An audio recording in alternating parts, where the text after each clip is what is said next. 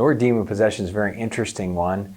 Often in Christian circles, people say, well, that either only happened back in the New Testament, or that happens in third world situations where there's lots of idolatry.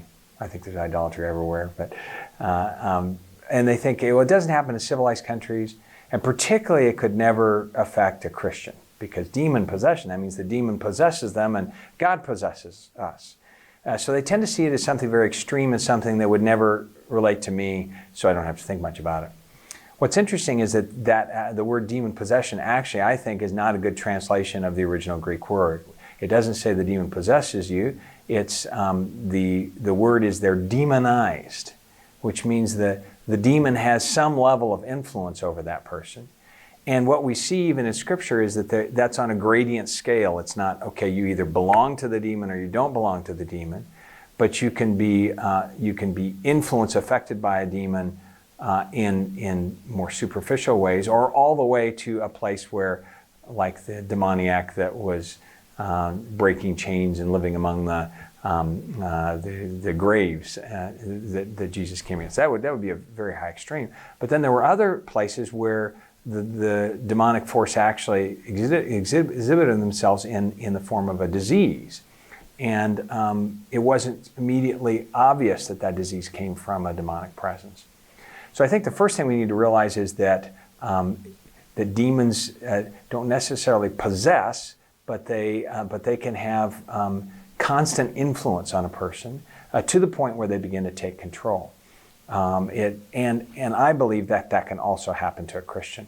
That's not just something that can happen to a non-Christian, but that Christians can be given over in some parts of their life to demonic control in ways that maybe they don't realize. I also believe that there are several levels to demonization, and one is level one. That's really level one spiritual warfare, which all of us encounter, even Christ, which is the level of temptation and harassment. We can have demonic forces tempting and harassing us. That would be level one. Level two is the level of strongholds, which we find in places like in Ephesians, when it says, "Don't let your sun go down in the wrath, and don't let your sun go down in your wrath, and don't give Satan a foothold, a place." Tapas in Greek it says. So there can be places in our life that somehow belong to him, that he's got a room in my house. He doesn't have the whole house, but he's got a room and he's got an outside entrance, and he can cause a lot of problems from that place that I've given over to him.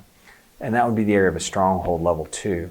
And then level three would be full demonization, where there's just an ongoing presence of a demonic force that people generally are aware of, and it's kind of in the background all the time.